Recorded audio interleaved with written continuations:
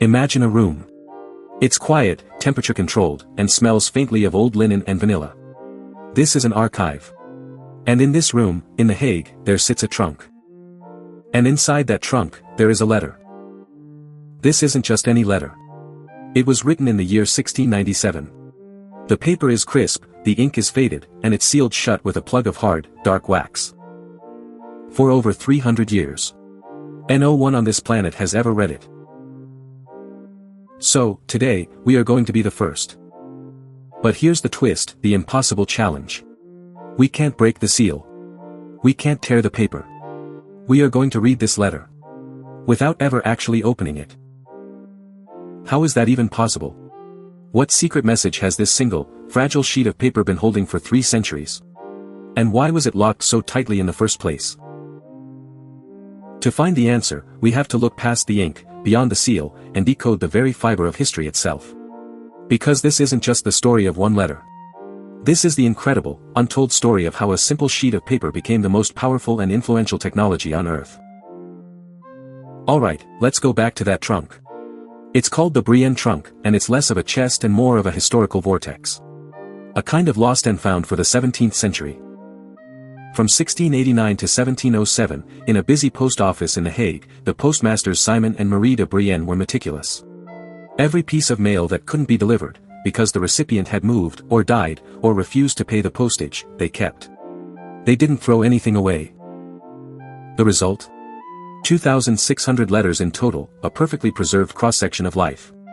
Each one a tiny time capsule of human hope, of business deals, of gossip, of devastating news, each one a journey that ended abruptly in this box. And right there, nestled among the others, is our target, a letter sent by a man named Jacques Senex to his cousin, Pierre Lepers. Just looking at it sends a shiver down your spine. You can feel the centuries. The paper itself isn't the flimsy stuff we have today. It's made from old rags, most likely linen shirts and hemp rope, giving it a firmness, a crispness like a dry autumn leaf. And it's not just folded. It's been engineered. It's folded in on itself in a complex, almost architectural way, a security system we'll need to crack later. And holding it all shut is that stark, dark splash of wax. For 3 centuries, that wax seal was an unbreakable barrier. You couldn't just slide a knife under it. To do so would be an act of destruction, destroying the very object of your curiosity. For generations of historians, this letter and thousands like it were unreadable. A locked door with no key. But that all changed in 2021. A team of brilliant researchers from the Unlocking History group decided to try something completely radical. They took the letter, not to a library, not to a historian's desk, but to a high-tech laboratory. They placed it carefully inside a machine that looks a lot like a hospital CT scanner, but instead of scanning a human body, it's designed to scan history. It's called an X-ray microtomography scanner, and it's infinitely more precise. Using a focused beam of X-rays, the machine took thousands of images, rotating the letter by fractions of a degree each time. It mapped the density of every single point inside that folded packet. It could tell the difference between paper, air, and the iron-rich ink used by the writer. The machine wasn't taking a picture, it was building a complete 3D digital model of the entire object, molecule by molecule. It created a perfect digital twin. And then, on a powerful computer, the magic happened. A researcher typed a command. And virtually, without a single fiber of the real letter being touched, the computer began to unfold it. The centuries-old creases digitally relaxed. The intricate spiral lock that Jacques Senex had so carefully tucked into place was digitally released. Layer by digital layer, the letter opened.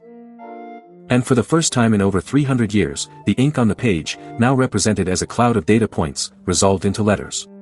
And the letters formed words. And the words stood up and spoke.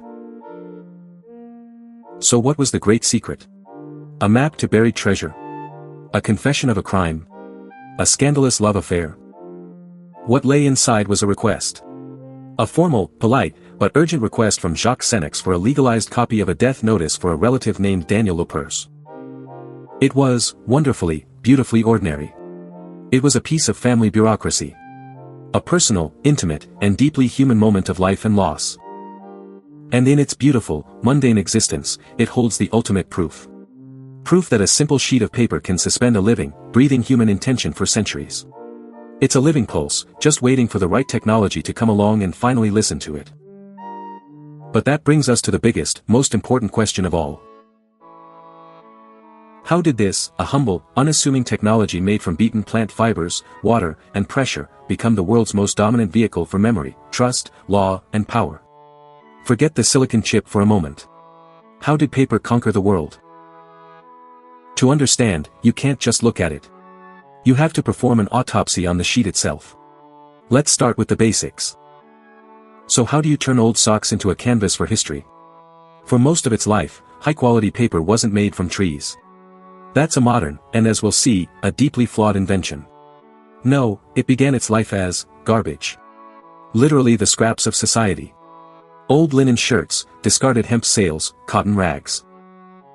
These rags were collected by rag-and-bone men, sent to a mill, and left to rot and ferment in piles. They were then put into vats of water and relentlessly beaten. For centuries, this was done by huge, water-powered trip hammers that would rise and fall, thump, thump, thump, pulverizing the rags until the cellulose fibers broke apart and floated free, creating a watery, oatmeal-like slurry. A craftsman, known as the vatman, would then dip a rectangular wooden frame with a mesh screen, a mold and decal, into this vat.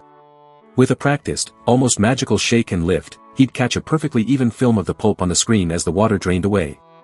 A single mistake here, a slight tremor, and the sheet would be ruined. Next to him stood the coucher, who had one of the most delicate jobs in the entire mill. He would take the mold from the vatman and, with a motion like turning the page of a giant book, flip the wet, fragile, almost liquid leaf of paper onto a piece of woolen felt. They would stack them up, felt, then a gossamer thin sheet of paper, then felt, then paper, creating what was called a post.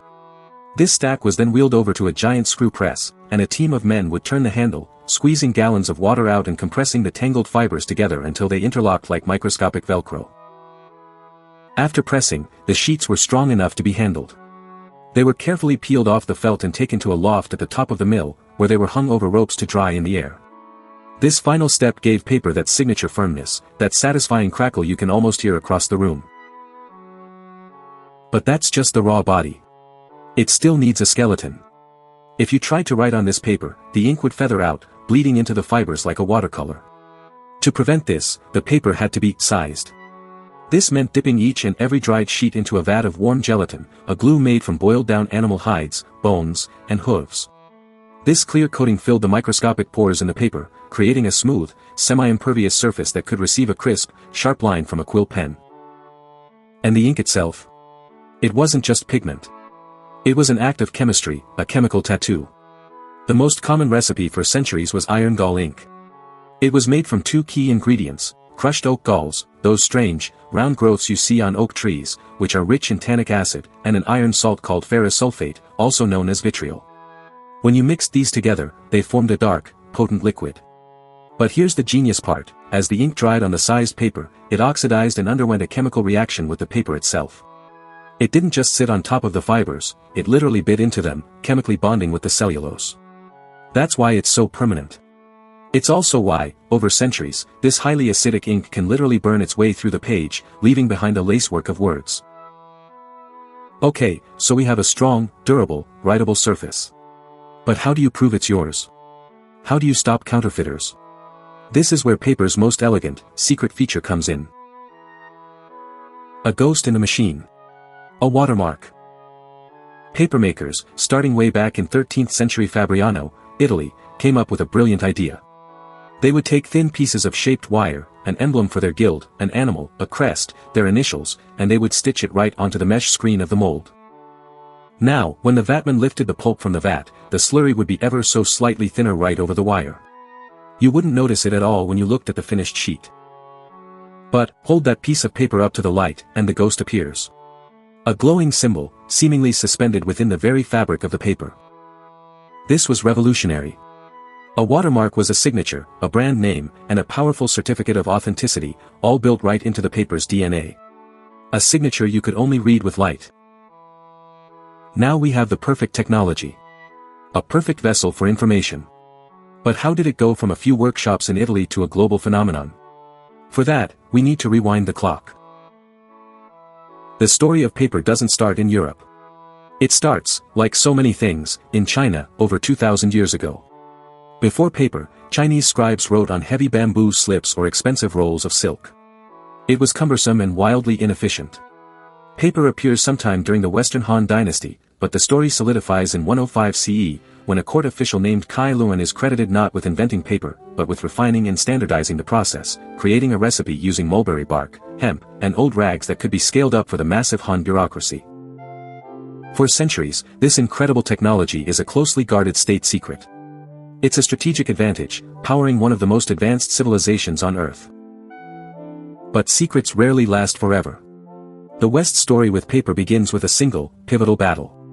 The year is 751, at the Talas River, near the border of modern-day Kyrgyzstan and Kazakhstan. The expanding Abbasid Caliphate clashes with the powerful Tang dynasty. The Abbasids win. And according to legend, among the Chinese prisoners of war they take back with them, are papermakers. They bring their secret knowledge west. The technology spreads like wildfire.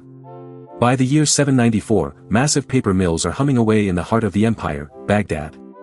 Paper was cheaper, more practical, and more versatile than papyrus or parchment. It wasn't just a novelty anymore, it became the very backbone of the Islamic Golden Age. The great libraries and the House of Wisdom in Baghdad were filled with paper books on medicine, mathematics, astronomy, philosophy, and poetry. An entire civilization's intellectual flowering was written on paper. From there, it creeps into Europe, first across the Moorish kingdom in Spain, where a mill is running in Zataiva by the 12th century. And then, it hits that small Italian town, Fabriano. In the 13th century, the artisans in Fabriano become the undisputed masters of the craft. They innovate, introducing the watermark and pioneering the use of those giant, water-powered hammer mills to pulp the rags faster and more efficiently than ever before. Fast forward to the 1670s, and the industrious Dutch invent the Hollander beater, a brutal, roaring beast of a machine. It was an oval tub with a massive, rotating cylinder fitted with steel knives. It could turn rags into high-quality slurry with a terrifying new industrial speed, far surpassing the old trip hammers. The supply of paper across Europe explodes. But supply is useless without demand. And in the mid-15th century, in Mainz, Germany, one man creates an almost infinite demand for this amazing new material. Johannes Gutenberg. His printing press with movable type was a machine that was hungry for paper. Parchment, made from animal skin, was far too thick, inconsistent, and astronomically expensive. But strong, uniform, affordable rag paper. It was the perfect partner. It was smooth enough to take the ink evenly and tough enough to withstand the immense pressure of the press. The synergy was explosive. The press created the demand, but the availability of paper is what made the press economically viable. Suddenly, books weren't just for kings and monasteries. Ideas could be reproduced by the thousand. By the year 1500, less than 50 years after Gutenberg's Bible, millions of printed books existed in Europe. It was the single greatest explosion of information in human history. It powered the Renaissance, the Reformation, and the scientific revolution. Portable minds, pressed and bound into quires, ready to change the world. Which brings us back to our single letter. Now that paper is everywhere, a new problem emerges. When a message travels hundreds of miles, through the hands of countless strangers, how do you make sure it arrives safely? How do you trust a piece of paper from a merchant you've never met? This is where the genius of that intricate fold on our 1697 letter comes back in. It's a form of physical cryptography called letterlocking. Before mass-produced envelopes, the letter was its own security device. By folding, slitting, and tucking the page in a specific sequence, the letter becomes its own container and its own lock. Our letter from Jacques Senex uses a type of spiral lock. A small tab is cut and carefully tucked into a slit in such a way that if you try to pry it open without knowing the trick, you will physically tear the paper. It is its own tamper-evident seal. If the letter arrives ripped, you know a spy or a nosy postmaster tried to read it.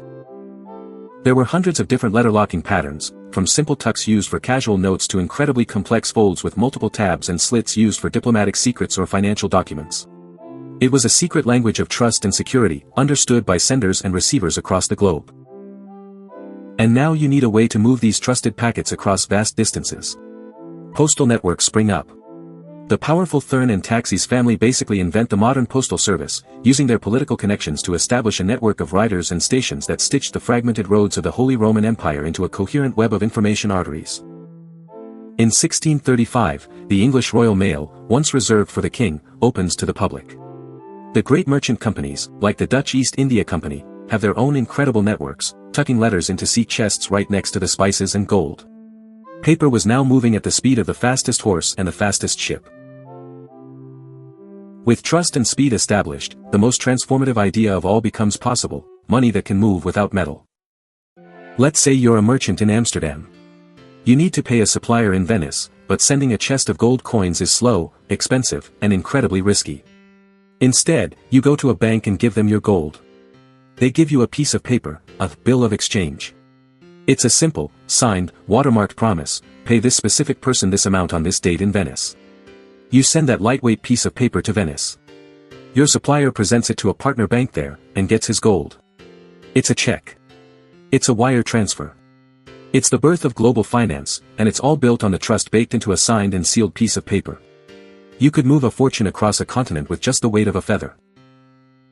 But with this global explosion comes a bill. A cost that we are still paying today. By the 19th century, the demand for paper is so insatiable that the world is running out of rags. Society literally couldn't produce enough old clothes to keep the mills running. So, a new source is found: trees. Innovators devised two ways to turn wood into pulp. Mechanical pulping just grinds logs down, but it leaves in a chemical called lignin, which makes the paper weak and yellow. Chemical pulping uses sulfates or sulfites to dissolve the lignin, leaving purer cellulose. It's cheap. It's abundant. The world is flooded with affordable paper. Newsprint floods the world. Literacy skyrockets. The daily newspaper becomes a reality for millions. It feels like a triumph. But this new paper had a fatal flaw, a ticking time bomb in its very chemistry. In the rush to make it cheap and fast, producers used a chemical sizing agent called rosinalum. And this ingredient, unlike the old gelatin sizing, left a residue of sulfuric acid trapped in the paper's bones. So, nearly every book, newspaper, and document from the mid-19th century to the late 20th century, is dying. They are victims of what librarians and archivists call slow fires. From the inside out, the acid is attacking the cellulose fibers, breaking them down. The pages turn yellow, then brown. They become brittle. And eventually, they crumble into acidic, cornflake-like dust at the slightest touch. Today, archivists are in a constant, desperate battle against this self-inflicted decay. They use chemical deacidification baths to neutralize the acid. They store precious documents in temperature and humidity-controlled cold storage. They painstakingly digitize millions of pages before they disappear forever. That sweet, familiar vanilla and almond smell you get in an old library? It's a beautiful, nostalgic smell, but what you're smelling is the death of paper. It's the scent of the lignin and other organic compounds oxidizing and breaking down. It's a fragrant autopsy. So when we look back at that single letter in the Brienne trunk, we see the entire pattern. Paper solved the fundamental human problem of making our intentions portable and durable. It allows a thought to survive the death of its creator. It lets us make a binding promise with someone we've never met. It externalizes our memory, our laws, our stories, our debts. A folded page can be a passport. A contract. A ballot. A map of our world. A declaration of war. And even though you're watching this on a glass screen, the ghost of paper is right here in your hand. Its logic is the foundation of your digital life. We still talk about pages on a website. We organize our work into files and folders. We put unwanted things in a trash can. We sign digital documents. We copy and paste.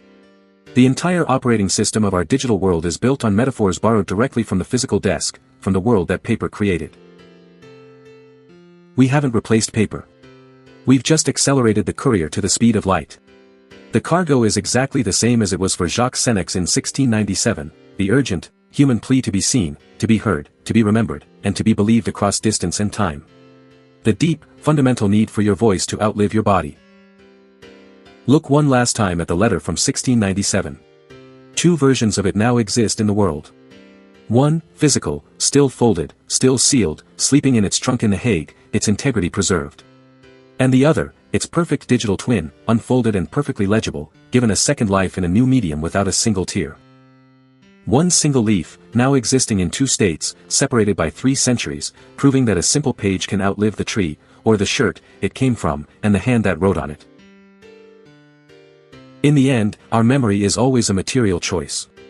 We entrust our future, our laws, our loves, and our history to the medium we choose. Whether it's fiber or code, every choice comes with its own promise of permanence, and its own built-in fragility. The slow fires of acid eating a book, or the silent, sudden decay of link rot and format obsolescence erasing a file forever. The incredible story of paper is really the story of us, our desperate need to connect and our profound fear of being forgotten. It's a 2,000-year-long arms race against time, and the quiet, unassuming foundation for all modern trust. And that brings me to a question for you. Go find the oldest piece of paper in your home, a letter from a grandparent, a faded photograph, a birth certificate, an old postcard. What's the oldest letter or document you've ever held, and what story does it tell? Let me know in the comments below. I am genuinely curious to hear about the history you're holding on to. And if you love diving into these deep historical mysteries and decoding the secrets of how our world came to be, do me a favor and hit that subscribe button so you become part of the investigation. We have so many more discoveries to unearth together. You can also check out this video right here on the end screen, where we explore another incredible forgotten story. Thanks so much for watching.